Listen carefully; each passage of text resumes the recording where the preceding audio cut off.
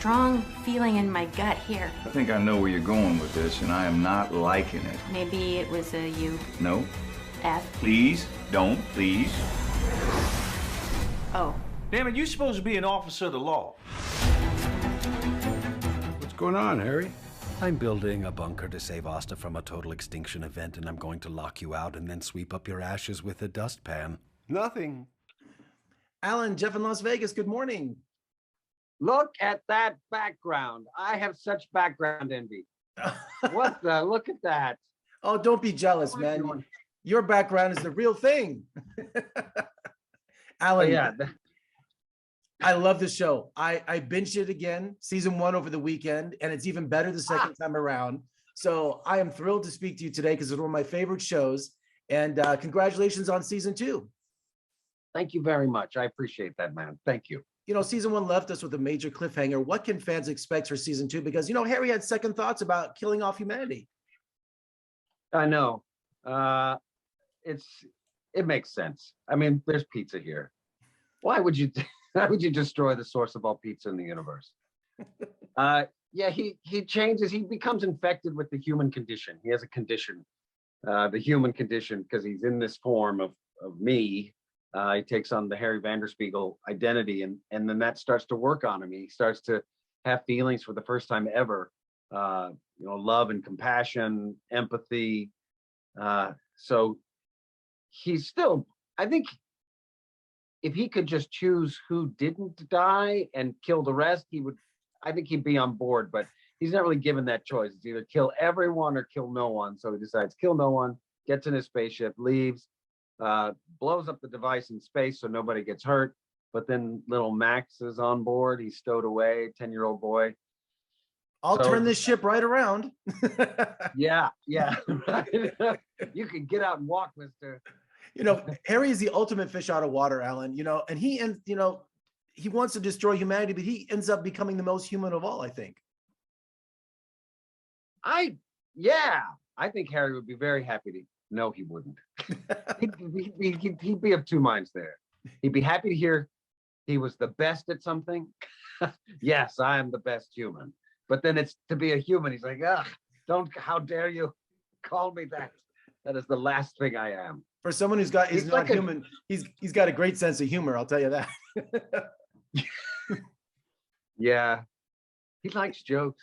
He does. He really likes jokes. This show is so character rich, Alan. Everyone has a storyline and a chance to shine. And it's not just a shallow development. I mean, these are fully rich, developed characters throughout the whole season. We get to see everybody, which I think makes this show so successful. Yeah, I agree.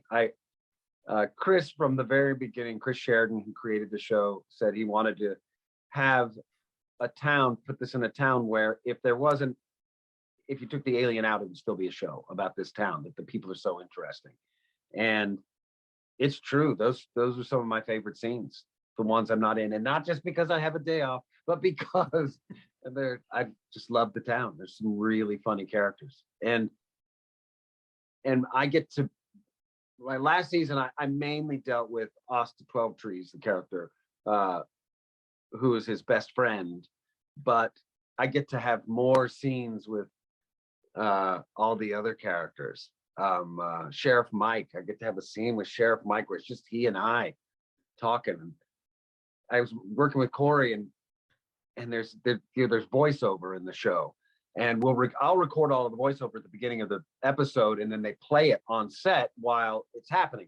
So Corey and I are having this conversation. He's like, so what do you think, Doc? This, that, the other thing. And then I sort of stare off into the middle distance, and this thing starts, I don't know what I should tell him. Should I tell him the truth? If he hears the truth, then he will want to kill me. And Corey's standing there like, what do we do during this point in time?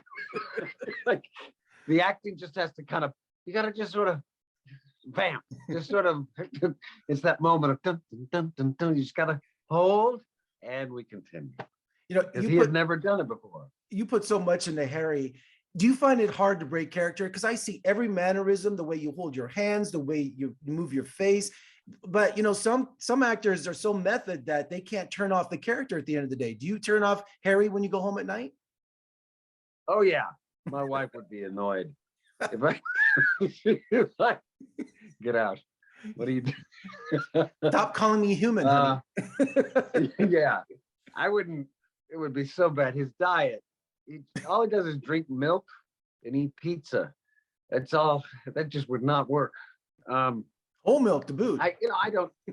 It's a lot easier this season to kind of get into Harry, pick him up and put him down. He's getting better at being a human with emotion. When we think about movement and speech and all of that, think how much those things affect emotion, affects speech and movement. Dance is so much emotion. So although I did dance season 1, it was pretty emotional.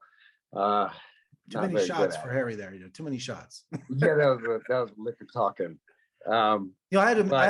I have to mention, Alan, you and the scenes with Judah, because he is so amazing. Because Harry's a child himself. I see he's a child, like, not experiencing things for the first time, but the scenes with you and him are just so natural and funny. I mean, he's just a talent, isn't he? He is. I worked with him all day yesterday. I just really enjoy my time with that kid. I think he's really cool. I feel, don't tell him I feel like he's cooler, head and shoulders than I ever was.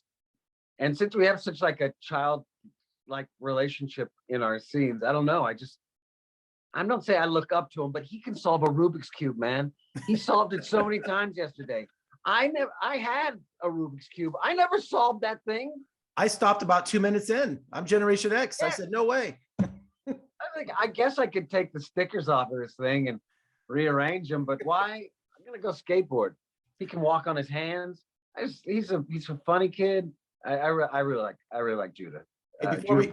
Before we leave today, Alan, I have the hardest time pronouncing Harry's real name. Can you help me with it? Vanderspiegel. Oh, as an alien. Yes, as an alien. Well, his friends call him. So you just call me. You got to get a lot of spit though to make a lot of spit in there. That's it. Alan, thank you so much. Congratulations on a wonderful series. I only saw the first episode, because SYFY is cheap. They won't show many more episodes, so I got to wait with the rest of the people. So protective. And really, and I've seen 3. I've only got to see 3. The third one, the character Judy, the Jenna, who plays Judy, wrote episode 3, and it is, I think it's a show, it's a series high. Well, fans can't wait. I can't wait. So thank you so much for joining me today. Congratulations, and come visit us in Las Vegas soon. We'd love to have you. All right, man. Vegas. I'll be there. Take care, Alan. Thank you. Thank you. Cheers, man. Good to see you again.